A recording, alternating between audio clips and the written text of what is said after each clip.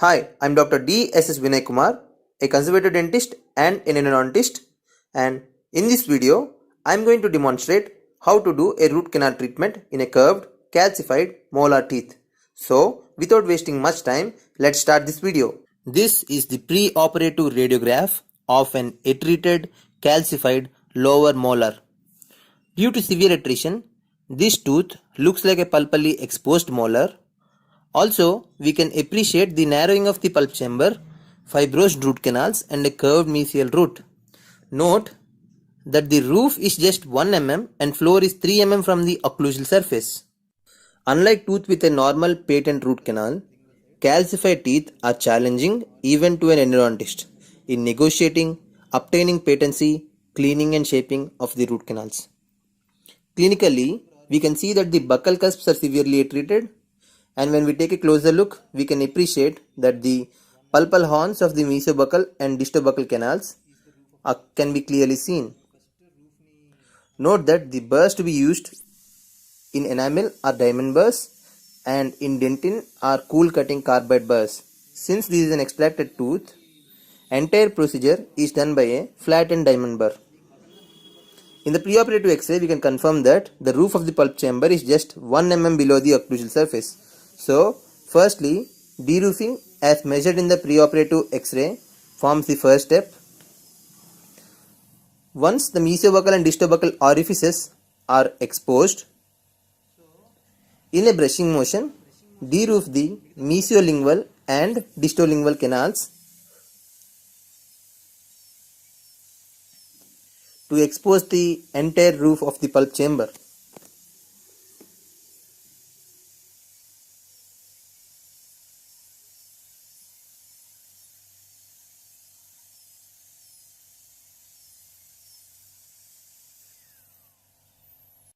We can see a pencil marking on the burr at 3 mm from the tip.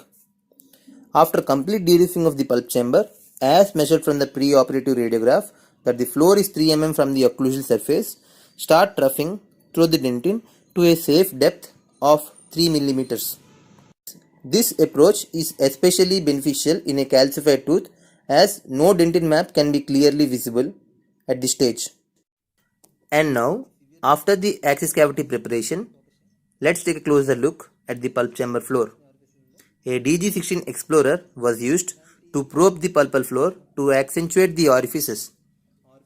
Now, we can see 3 faded orifices. So, the next step is to enlarge these orifices and shape the cervical third of the root canal with a GG drill number 1 or an orifice shaper of any rotary system. Remember to always use 17% EDTA while using any stainless steel or nitride instrument into a root canal. This is to aid as a lubricant and for chelation of inorganic dentin. Note that the GG drill's flame shape has to be placed in the cervical third of the root canal only, never push it too deep. And EDTA starts its chelation action after 1 minute of its placement into the root canal. Now the orifice of the mesobuccal canal has been shaped. Irrigate with 5% sodium hypochlorite followed by a saline solution. Likewise, the remaining distobuccal mesolingual orifices have to be shaped. Inspect the chamber carefully. Look for any color change. I want everyone to refer to the loss of axis cavity preparation by Krasner and Ranko, which is especially beneficial for calcified canals. Complete deroofing and removal of dentin and shoulders has to be done. As we can see, a slightly faded orifice is visible at the point angle of the pulpal floor, distolingual wall and distal wall. Remove the dentinal shoulder over this distolingual canal using a GG drill.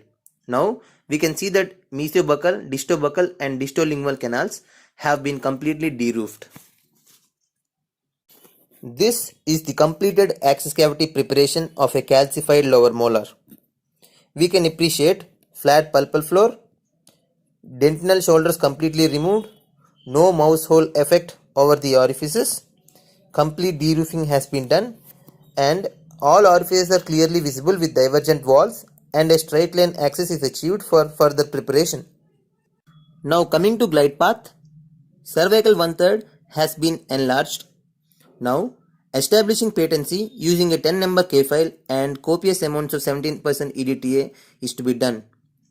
Use watch winding motion, which is nothing but 30 to 40 degree clockwise and anti-clockwise motion. Do not exceed the torque of the instrument placed, and whenever you meet a resistance, remove the file in a counterclockwise motion. Now take a working length X-ray.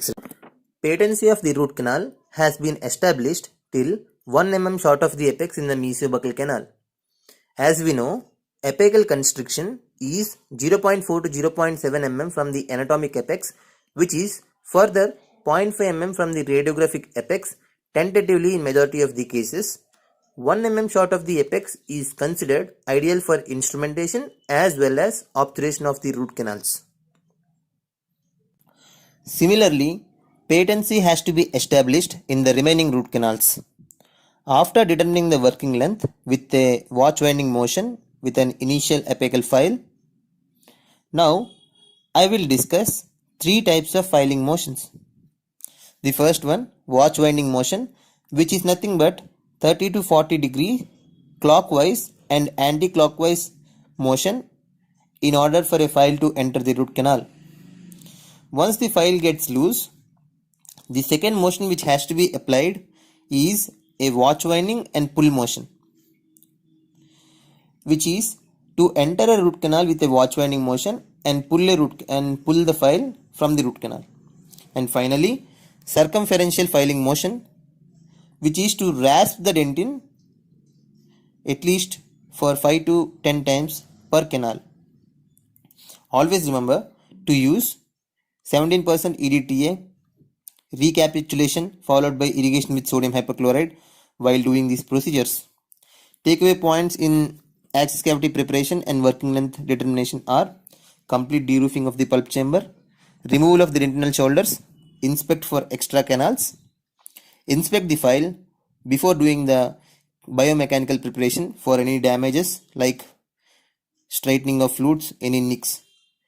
Discard the file immediately if you notice any damage to the flute in order to prevent further file breakage within the root canal. After establishing patency, irrigation with a 5% sodium hypochlorite followed by saline and initial filing, rotary instrumentation should be started.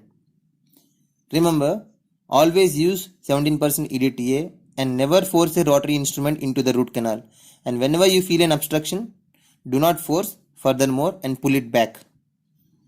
Rotary file should pull itself into the root canal.